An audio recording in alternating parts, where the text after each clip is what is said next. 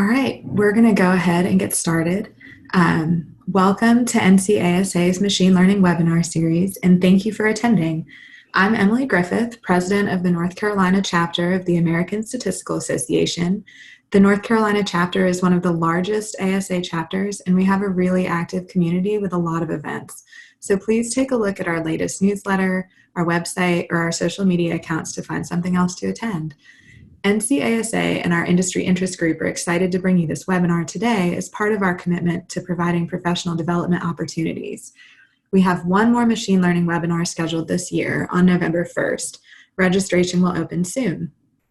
Today, we are excited to have Funda Gunes, who is a principal machine learning developer at SAS, present the second half of her Introduction to Machine Learning webinar. Funda does research and implements new data mining and machine learning approaches for SAS visual data mining and machine learning. Her experience and research interests include combining well-established statistical models with algorithm-based models, assessment and validation of machine learning models, efficient feature engineering techniques, regularization and machine learning algorithms, stacked ensemble methods, and Bayesian statistical modeling.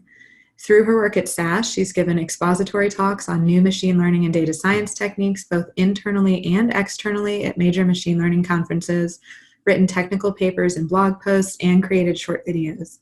In addition to machine learning, she's also an experienced statistician in clinical trials, survival analysis, mixed models, and longitudinal data analysis. Funda holds a PhD degree in statistics from North Carolina State University. Again, thank you so much for attending this webinar. If you have any questions during the webinar, please type them in the group chat, and Funda will read through those during the questions period at the end. So Funda, over to you. Okay, thank you, Emily. I'm excited to speak again for NCASA's Professional Development Webinar Series. Welcome, everyone. Thank you for joining me at this webinar. So this is the second part of the webinar. I would like to quickly summarize what we covered in part one. We talked about traditional statistics versus machine learning, how traditional statistic models differ from black box machine learning algorithms, types of learning such as supervised, unsupervised learning. I showed you some machine learning applications. And then we talked about algorithms started by regression, covered decision tree, based algorithms and neural network. And then we talked about model training, what is bias and variance trade-off. And when we train models, how we can monitor overfitting and minimize overfitting by using some techniques such as regularization, ensemble learning, and such. If you miss part one, that's okay. Similar to part one, part two is going to be a very high-level presentation. So we won't get into much detail, and I don't think anyone will have any difficulty following. So in part two, I will talk about model assessment, and particularly, we will talk about partitioning data into training, validation, and test set. And I will talk about what's cross-validation, how we can use cross-validation instead of partitioning data. And then we will switch to hyperparameter tuning of machine learning algorithms. And I will briefly talk about automated hyperparameter tuning ability that we have in SAS via machine learning and SAS via then I will switch to model interpretability. So in this part, I will mainly focus on modeling agnostic model interpretability technique to interpret black box models such as neural network or gradient boosting models. I will briefly talk about variable importance tables, PAD and ICE plots, LIME, and SHAP values to explain individual predictions of the model. Then we will switch gears to data pre-processing and talk about data exploration, why we need to explore data, clean, and how we can prepare features such as feature selection, feature extraction, and feature engineering. So now let's start with model assessing. Evaluating your machine learning algorithm is an essential part of any data science project. The idea of building machine learning models works on a constructive feedback principle. We build a model, get feedback from metrics, make improvements, and continue until we achieve a desirable accuracy. And while we do that, we need to always safeguard against overfitting so that our models can generalize well to a future data set. To be able to assess models, we need to choose a performance metric that best captures the data and the problem we are trying to solve.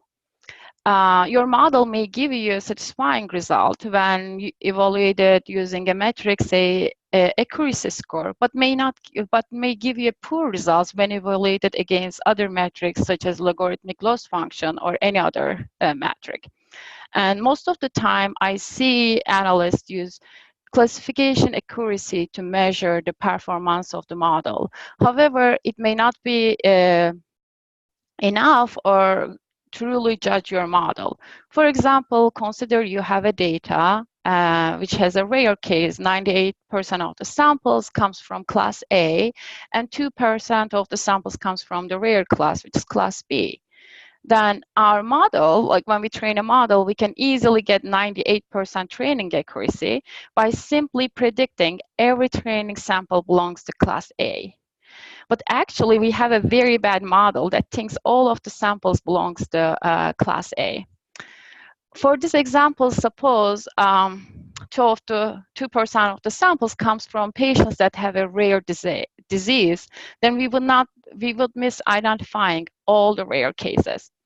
So for this kind of problems, metrics such as F1 score, case statistics might be more appropriate.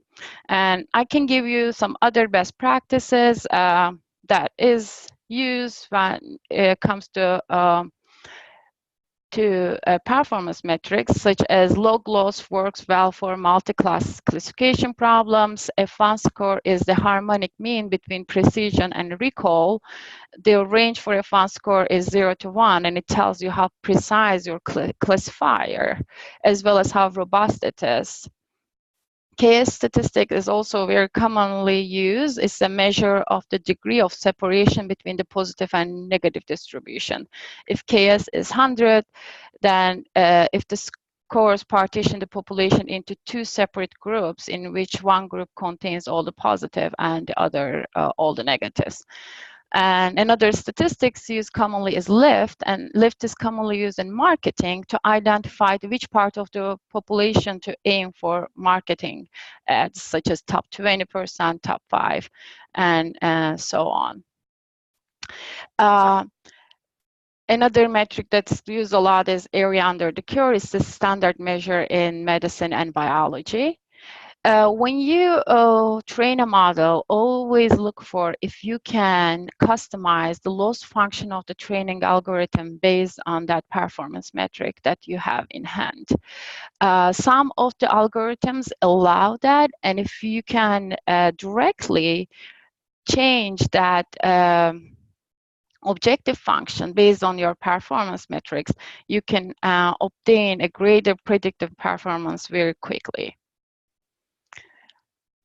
So we use data to train and evaluate, but we cannot reuse the same data for both. In order to evaluate the models, we need to set aside separate holdout set. If you evaluate your model on the same data and you use that you use to train it, then your model will very overfit and you wouldn't even know that. A model should be judged on its ability to predict new unseen data like you see on this plot. So here I have training iterations, and you can think of training iteration of a machine learning algorithm. For example, in a decision tree model, the depth of the model, like suppose on the x-axis, we are increasing continuously the depth. And if you just look at the training data, it's almost continuously decreasing because we are getting more and more complex data. Our algorithm is learning more noise in the data. So as we get more complex data, training data will always continue to decrease. But let's evaluate that model on a another data set that's not used in the training set, which is called validation data. You see that it's first dropping and then increasing. So when you fit your train your machine learning model, you probably need to choose your training iteration somewhere around this point to prevent overfitting. So ideally, we would divide our data set into 3 parts. Training set is used to fit and tune your models. And validation set is used commonly for tuning models during model training. And then we put aside test set. This is an unseen data to evaluate your models. You should always split your data before doing anything else. This is the best way to get reliable estimates of your model's performance.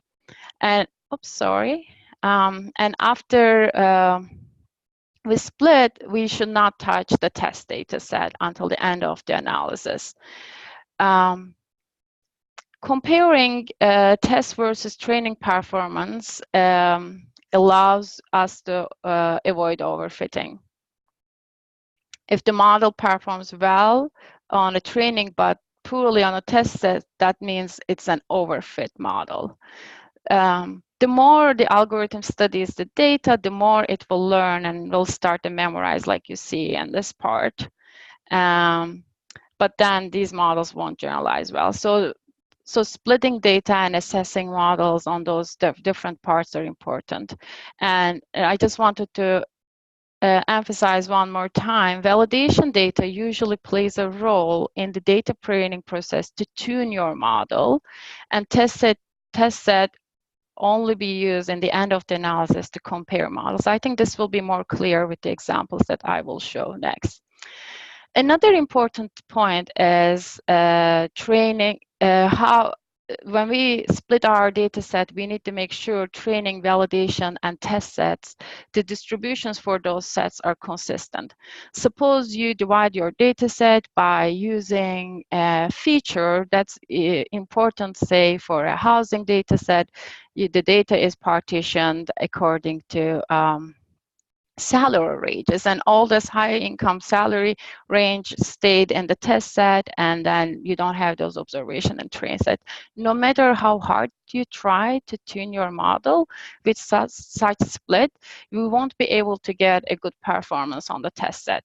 So the good way to check so you want equally distributed observations for each indicator in the training, test, and validation sets. A good way to do is to create an indicator for the splitting variable and check the distributions according to target and some input variables to see that you don't have such problem. So model parameters are one in machine learning models. Different from statistical models, we have hyperparameters. For example, in a decision tree model, depth of the decision tree, number of bins for interval variables, splitting criteria, these are all hyperparameters. Or in a random forest model, how many trees to build, number of variables at each split. We need to provide these hyperparameter values in order to train the model, which the trained model gives us a separate set of parameters that are called model weights. So these hyperparameters need to be specified upfront before training models. But how are we going to do? Because even you have a lot of experience building machine learning models, these values can change greatly from a data set to data set. So here I'm fitting the gradient boosting model in our Model Studio application of SAS Visual Data Mining and Machine Learning. So here I'm dragging and dropping this gradient boosting node to run gradient boosting model. And when I do that, if I just run it as it is, it will use those default values for hyperparameters to train this model. It has the subsample rate 0.5, regularization parameters are 0, and then it will give me a model. So when I check this model, you can see that we have training, validation, and test errors here. Training error is 0.07 and test error is 0.165. So there is a big discrepancy between training error and test error. That is a sign of overfitting model. So we need to improve this model. But as I said, the gradient boosting has a number of hyperparameters. One of the hyperparameter is subsampling rate. So you see a graph of subsampling rate on the negative log loss of the objective function of the gradient boosting model. Here you see that the optimal subsampling rate is maybe around 0.3, but this graph is based on holding other hyperparameter values at some other constant values. So, I'm not sure if 0.3 is exactly really a good value for subsampling rate. And here is another graph where number of trees is another hyperparameter in a gradient boosting, and learning rate is a hyperparameter that comes from stochastic gradient descent, the optimization method to solve the gradient boosting optimization problem. And you see that number of trees and negative log loss function is changing based on those log learning rates.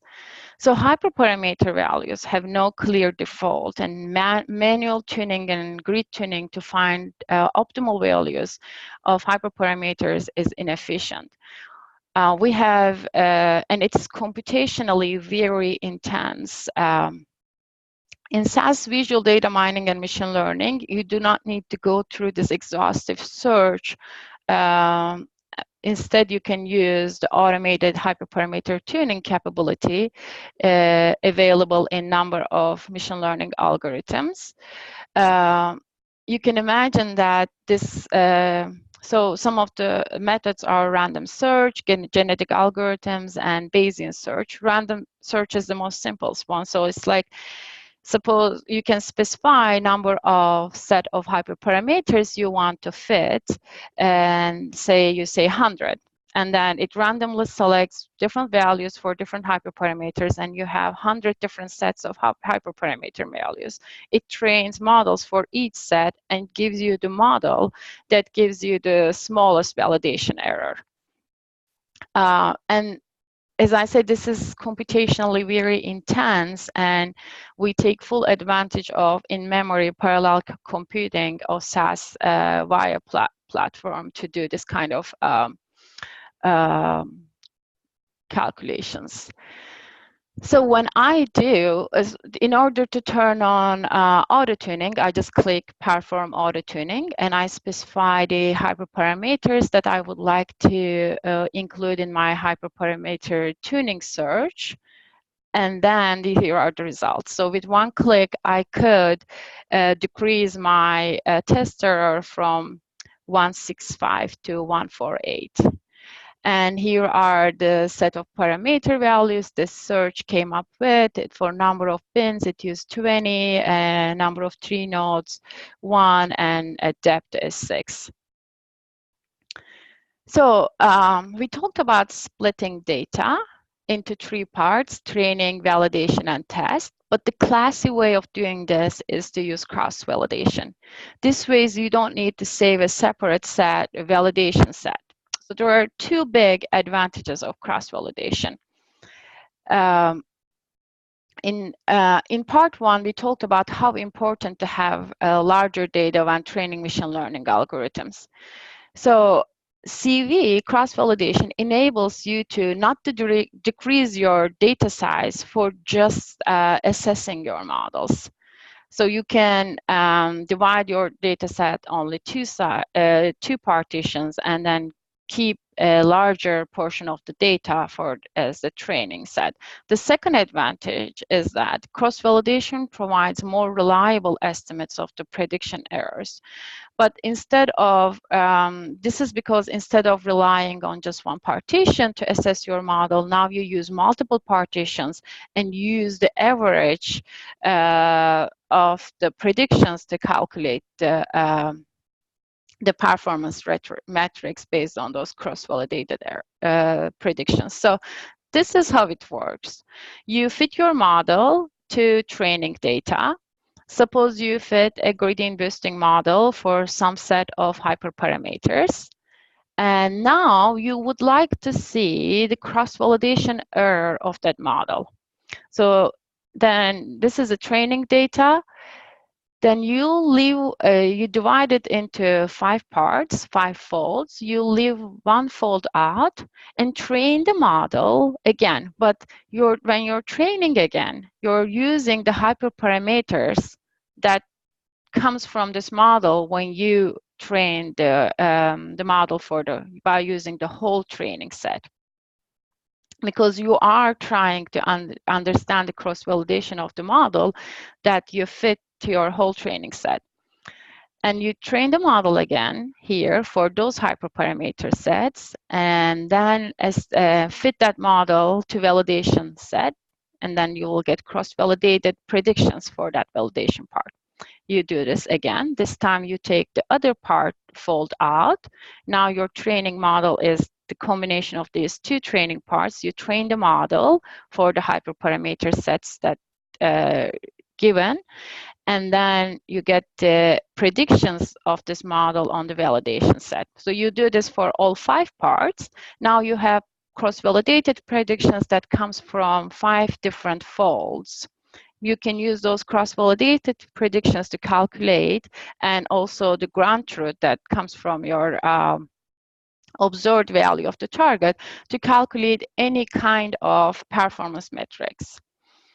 So using cross-validation is, as I said, is a gold standard in applied machine learning available at SAS. Enables you to train your model on a bigger data, because you now do not just use the validation data for validation purposes. You can have a more bigger data. And it also produces a more reliable estimate of the prediction error, because now you have various partitions of the data and you're averaging the error that comes from all those partitions instead of relying on just one partition. And these are the results that, so when I use auto-tuning capability, I can choose cross-validation, and you can specify number of cross-validation folds and the performance metrics. And then you can see that the average score error is very similar to the validation error that we got before. So we use the test data to, as I told before, don't use your test data when you are training your model to validate, and keep it until the end to compare your model. Suppose I use here a gradient boosting model, and I use auto-tuning with cross-validation here. And I did the same for training a forest neural network and logistic regression model. Now I can bring my test set to compare those models that comes from each of that, to compare these 4 models. And again, here you can choose different performance metrics to compare your models.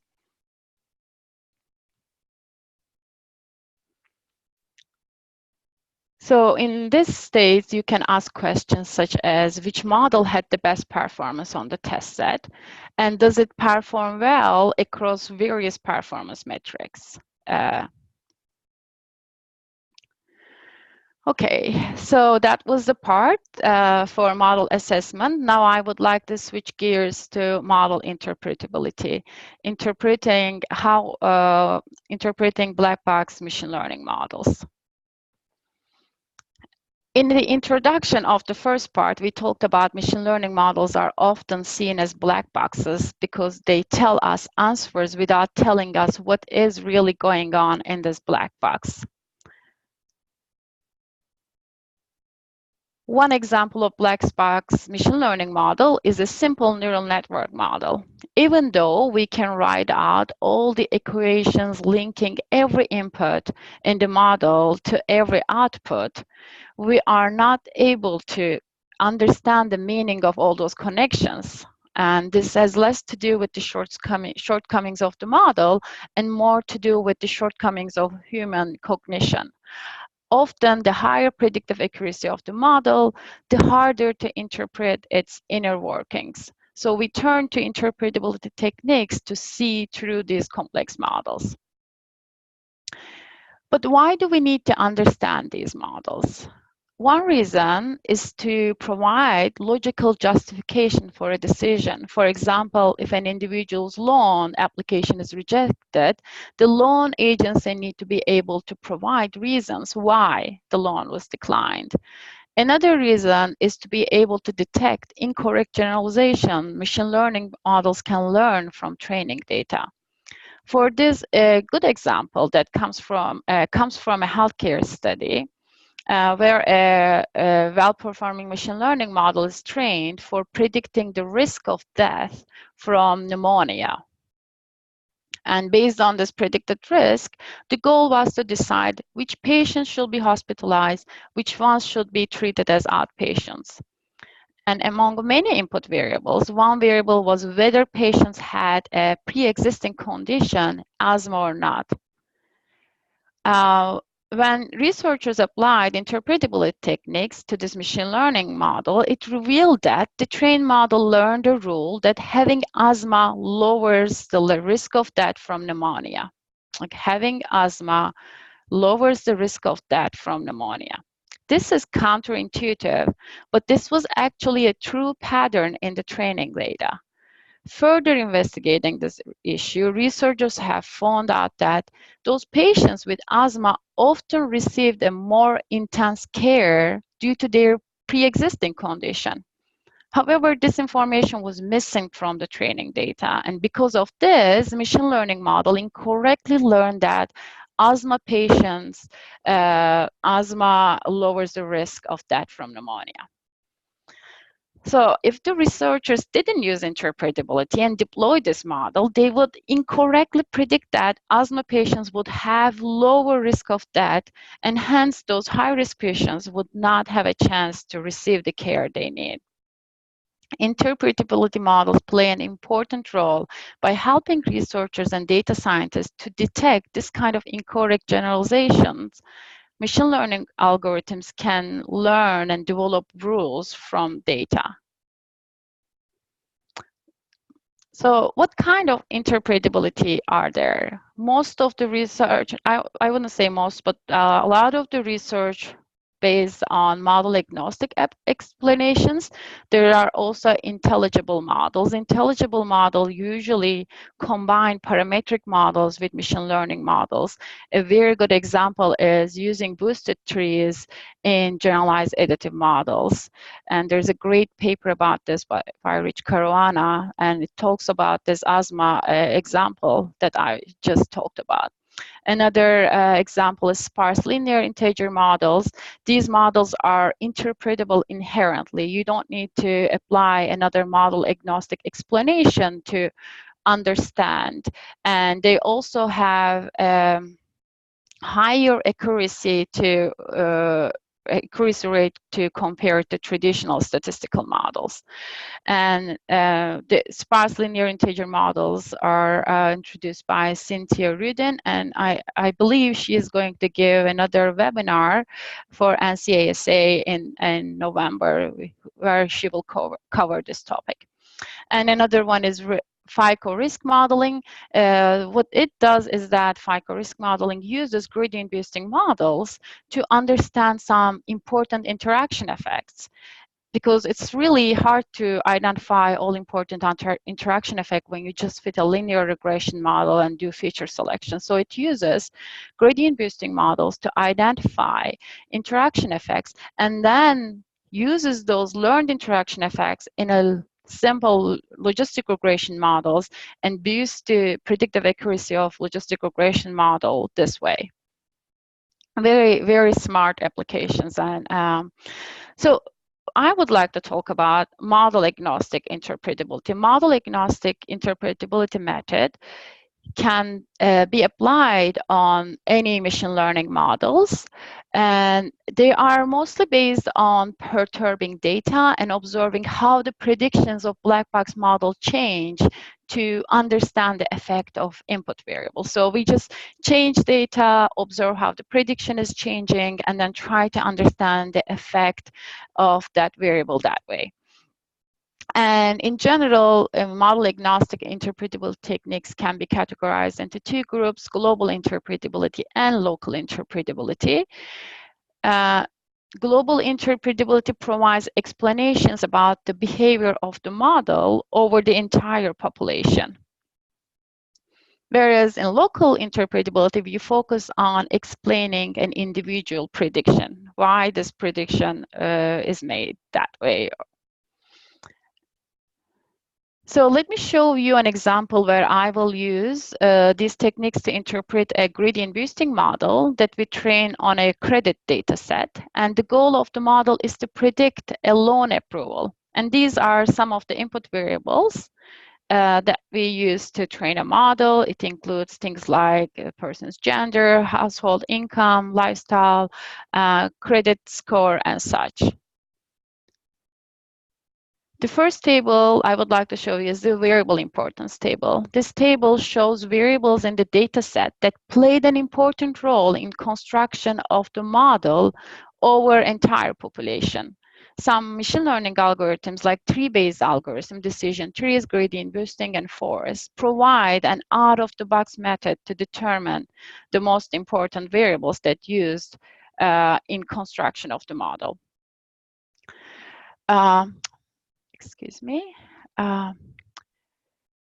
So even if the algorithm doesn't directly provide this table, there are simulation-based approaches that we can produce a variable importance table. For example, shuffling a variable. Suppose we want to understand the variable importance of FICO score. We fit the model with the FICO score, and then we shuffle all the values of FICO score at different rows and fit the model again and see how the prediction accuracy is changing. If prediction accuracy is not changing much, then this signs that FICO was not really an important variable in the model. And then we can rank them like you see here. For this table, it says occupation was the most important variable. Then it's followed by FICO score and the state and current balance and so on. Variable importance tables, we can use this table to improve the prediction accuracy of the model. For example, we can remove the variables that have very little effect and that can possibly cause overfitting. We can also look at this table because, for example, because FICO score is significant effect, we might want to see the trend of loan approval rate for the FICO score. So we want to further investigate this variable. The variable importance tables are also very useful in detecting leakage variables. For example, if I see an account ID on this table, then you can say, wait a second, that doesn't make sense. And you can further investigate why this is happening. It's probably some important information from target leaked into that ID variable. That's why it's seen as an important variable in the table, and we don't want that to happen. So partial dependency plot is a global model interpretability plot that shows the marginal effect of a feature, or sometimes it can be two features, on the predicted values of the machine learning model. In this example, as we expect, we see that the FICO score increases the probability the bank approving the loan. So like as FICO score increases, the approval rate increases.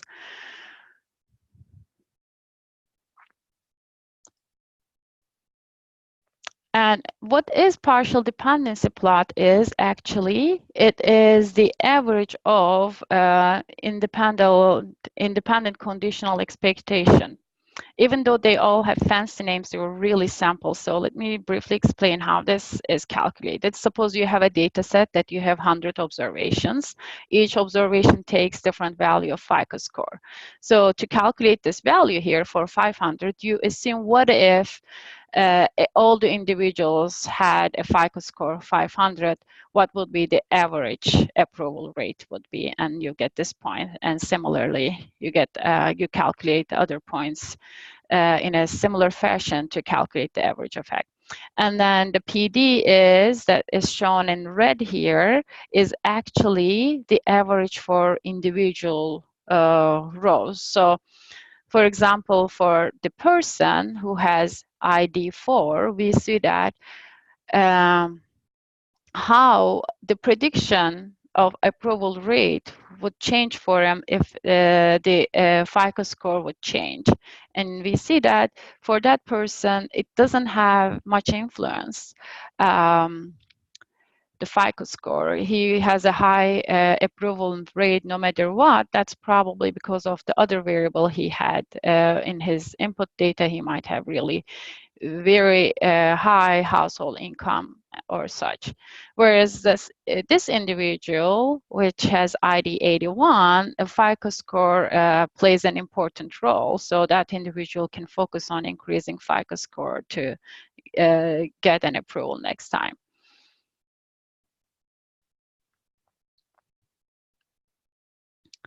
So LIME is another method for explaining individual predictions.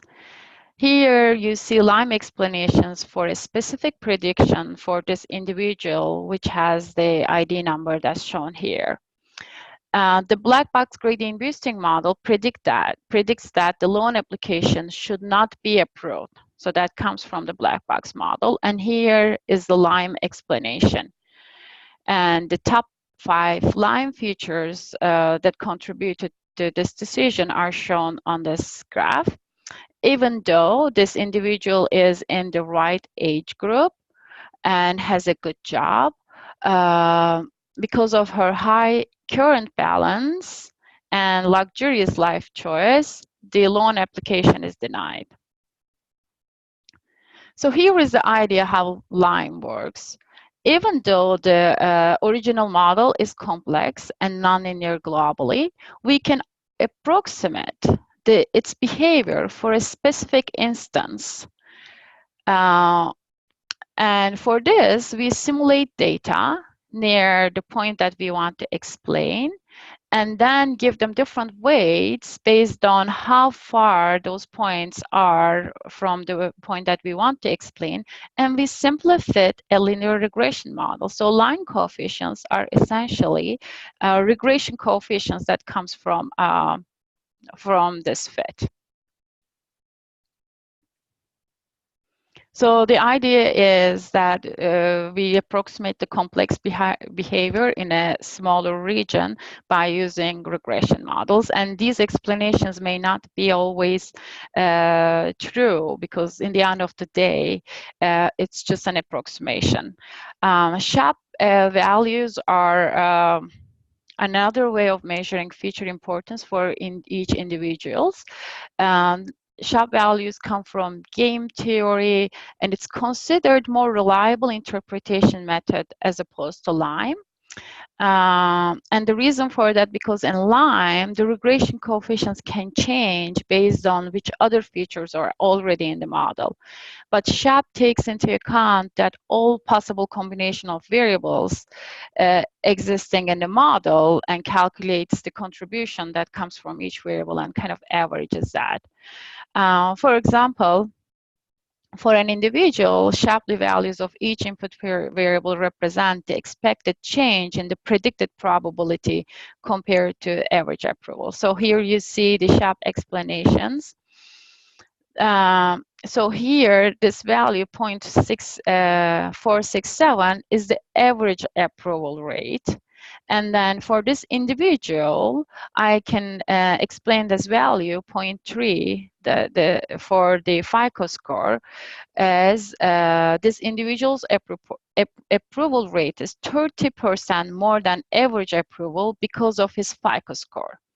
And if you sum up all the values, or all the SHAP values, like you see here, you get his actual predicted approval rate, and which is almost 80% here.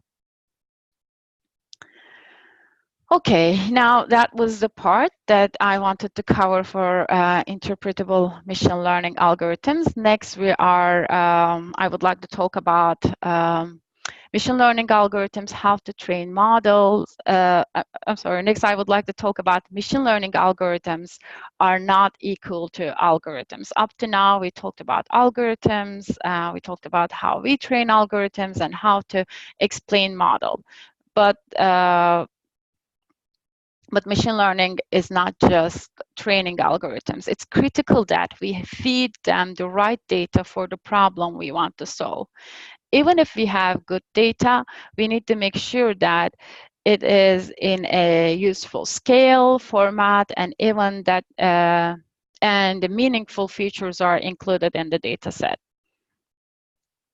So this is the part actually data scientists spend the bulk of their time, up to 80% of their time, on data pre-processing. And this includes exploring data, cleaning data, and engineering new features.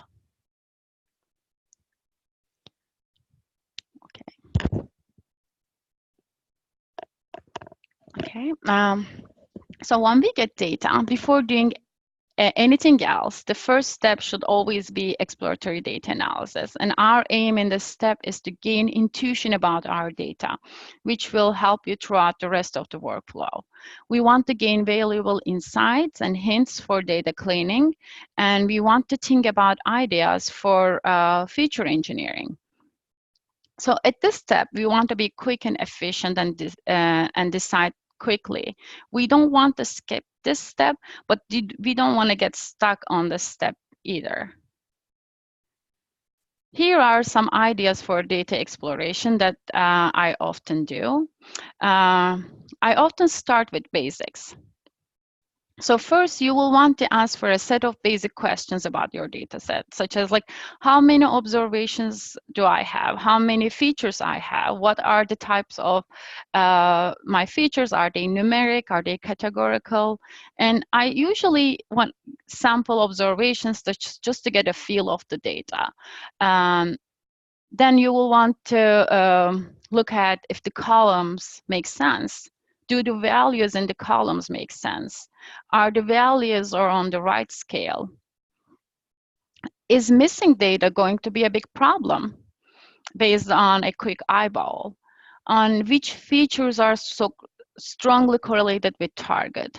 Are there any interesting, unexpected, strong correlations between other features?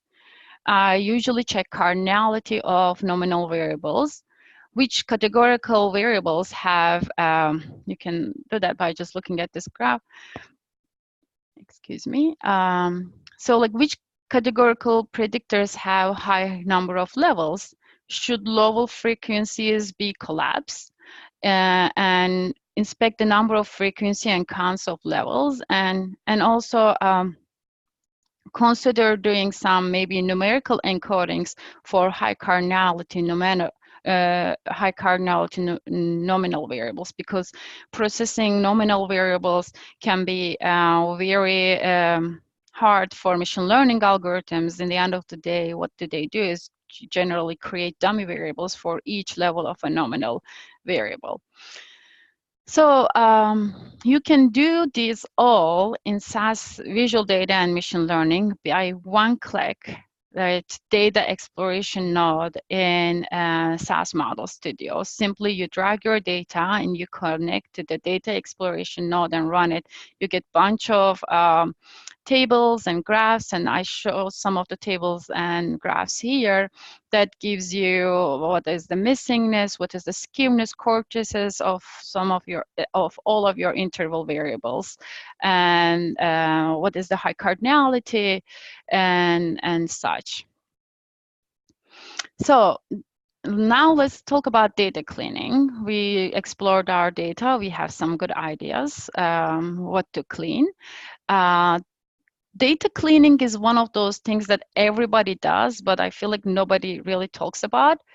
Sure, it's not the sexiest part of machine learning. However, data scientists usually spend a very large portion of their time on this step because garbage in gets you garbage out.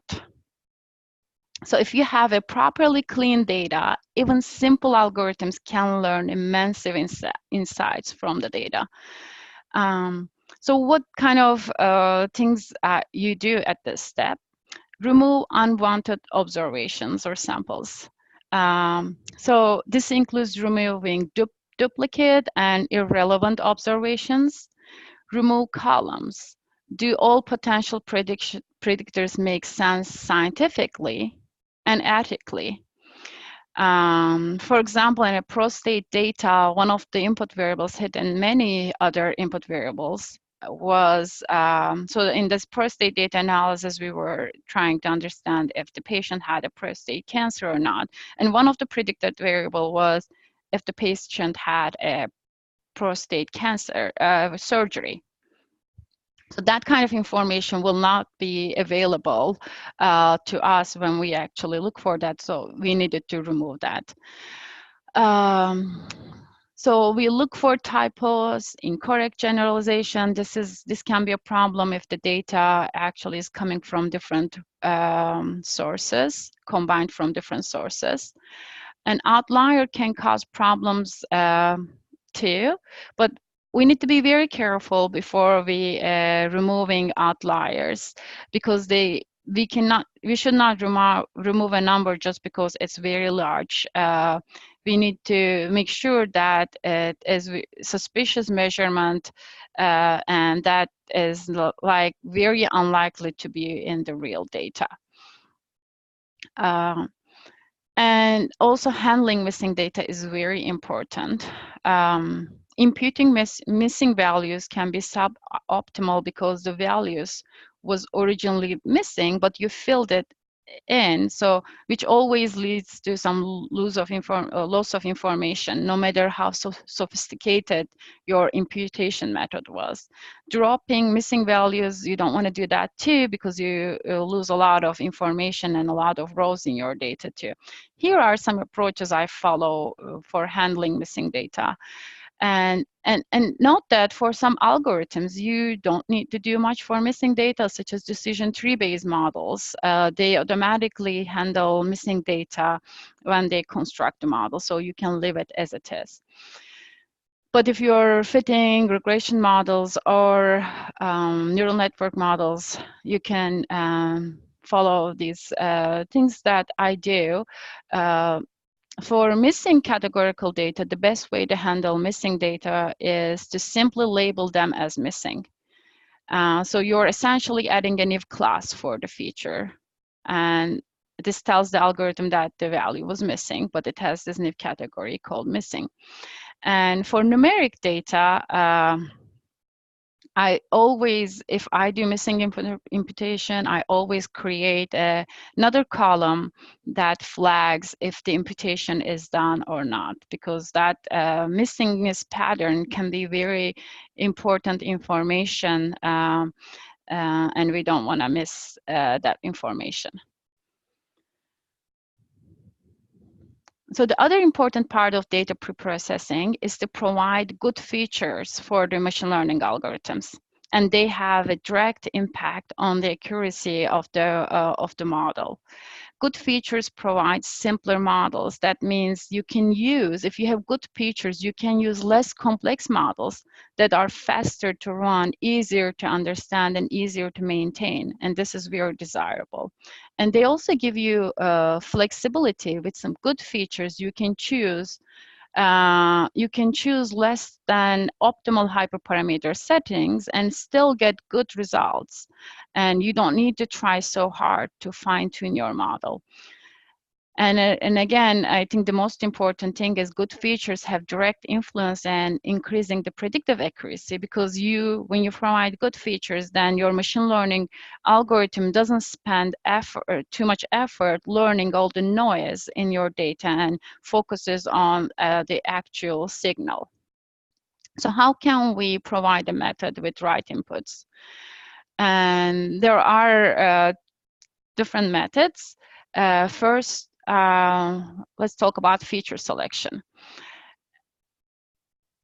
Large number of predictors, as I said, can cause algorithm to overfit to training samples and generalize poorly to new samples.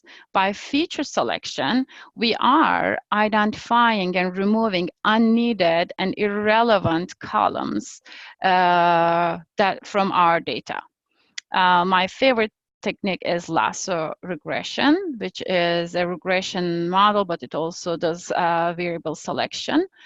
And what I like, it is fast and efficient and removes the variables that have collinearity with other variables. You can also use ranking of the importance variables like variable importance tables for that are to do feature selection too. But the good way to do feature selection is to create a pool of features chosen by many methods. So don't just rely on one method. And again, in SAS visual data mining and machine learning pipelines, we have this variable selection node, and you can choose different methods to do variable selection, feature selection. And here I choose the combination criteria selected by majority, and this provides me the features if only that feature was selected by the majority of those different techniques. Feature extraction is another method different from feature selection. In feature selection, we keep a subset of the original features. In feature extraction, we create a new, smaller set of features that still captures most of the useful information. And similar to feature selection, feature extraction can decrease the computational cost and improve the predictive performance. And then what I really like feature extraction methods because they can provide great visuals in lower dimensions that can be useful for clustering, outlier detections, and such. So here, the dimension is lowered to 2 dimensions, and then we get this really nice graph that could provide some very useful information. And examples of dimension reduction methods include principal component analysis, SVD, singular value decomposition, and autoencoders. For example, principal component analysis creates linear combinations, so linear combinations of the existing features. But always keep in mind that when you do feature extraction, your features are no longer interpretable. So you lose all the meanings of those variables because they are created by using the existing features. And here is the feature extraction node that we have in SAS visual data mining and machine learning, and we have all those techniques available here too. You can also engineer new features. This is creating new features from your existing one, but not by using feature extraction. Andrew Ng, former head of Baidu AI and Google Brain, said that coming up with features is difficult, time-consuming, and requires expert knowledge. Applied machine learning is basically feature engineering. Wow, no pressure, right? But why it is so difficult and time-consuming? Because there are literally infinite options for new features to create, and plus you need a lot of domain knowledge to add that informative features. For example, these are some examples of feature engineering techniques. Suppose you are trying to predict housing value by using a bunch of demographic features. By using zip code and another continuous feature, such as total square feet of houses, you can create a new feature for the median total square foot within each zip code. You can even create another feature for the difference between the median and the actual total square foot. And this is a new variable that that's created. This can be very predictive because within each neighborhood, it helps to identify the houses that are different in terms of total square foot. And this information is not readily available in one of the input variables in the data. So you use your expertise and understanding of the problem to create this new variable and provide it to algorithm. And when you use this new feature, maybe you might not need to fit a very complex model. The model that you fit with regression model will be able to have a similar predictive accuracy that those complex models will do, and it will be very interpretable. So there are other feature engineering techniques. You can call all those feature engineering combining sparse classes, like creating interaction features, like in this FICO model where the interaction effects are learned from decision tree models and they are carried into regression models, and encoding high cardinality variables as encode high cardinality nominal variables as like numeric variables, because I told you before, processing nominal variables can be very time consuming and hard for machine learning algorithms, especially if the cardinality is very high. We have this transformation node available again in SAS Visual Data Mining and Machine Learning. It enables you to do a bunch of variable transformations for input variables and class variables that are shown here. This target encoding is one of the new ones that is for performing numeric encoding for cardinality variables. And for creating new features, infusing domain knowledge, you can create a new feature by using the SAS code node and create a feature like just I showed you by using a zip code and the square foot of the houses and label it as a new feature in your data, and then continue to your pipeline and do your analysis afterwards. So this is one of my last slides. And I would like to quickly talk about imbalanced data, because this is very commonly seen in building predictive models, especially in fraud detection, customer churn, and rare diseases. I already talked about the accuracy paradox. If you use accuracy metrics for the as a performance metrics. Some of the simple techniques to deal with data when you have a lot of the observations comes from the majority class is to do oversampling. So you have this data set which has, like, say 95% volume class A and 5% class B. You basically oversample minority class or undersample majority class. So if you have a lot of data, I recommend undersampling majority class, and if you have not very much data, oversampling minority class may work better.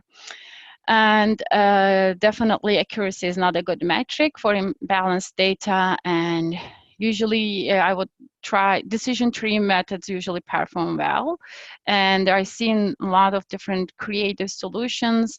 For example, decomposing the larger class A, into smaller numbers and treating this as a multi-classification problem, or reframing the problem as an anomaly detection. We do sampling, oversampling and oversampling in SAS Model Studio.